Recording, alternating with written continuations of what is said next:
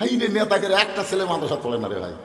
এ পর্যন্ত কমপক্ষে 20,000 হবে, আমার ডায়েরির হিসাব করা আছে, 20,000 হাফিজের মাথার এই 42 বছর ওয়াজের বয়সে তাকিয়ে পড়াছি। তার মধ্যে একটা চেয়ারম্যানের বেটা নাই, একটা এমপিরও বেটা নাই, একটা এসপিরও বেটা নাই, একটা এমপিরও বেটা নাই। সব কয়টা হলো গরিবের সন্তান। আপনারা কি মনে করতেছেন এই কোরআন কি গরিবের জন্য? যারা মুসলমান দাবি করবে সবার জন্য কোরআন না? সব সমস্যার সমাধান হয়েছে ঠিক মতো, মানে এর চাইতে জোরে আপনারা পারেন না। আপনারা কি মনে করতেছেন আজকের এই স্লোগানে আল্লাহ আপনাদের জন্য জান্নাতের দরজা খুলে দেবার পারবে না? যেরকম পারবে কি পারবে না? সব সমস্যার সমাধান আল কোরআনের আলো, সংসদে জালো লিল্লাহে তাকবীর। কি মনে করতেছেন শীত লাগতেছে? সুবহানাল্লাহ।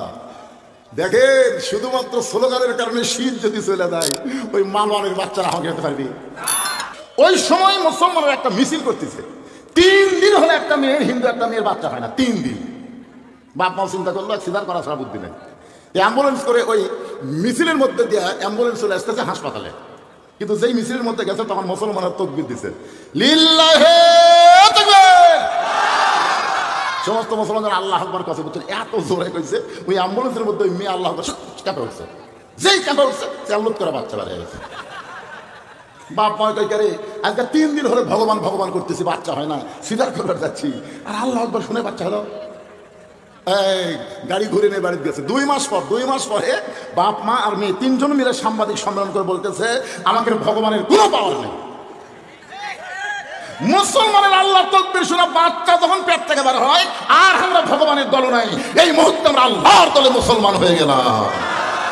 আল্লাহু আকবার শুনে হিন্দু যদি মুসলমান হয়, ওরা আমাকে কষ্ট ধরবে, সাইজ মতো মার দেওয়া দরকার আছে না? ধুতি খুলে যাবি ভাই রে, ধুতি খুলে দেবে।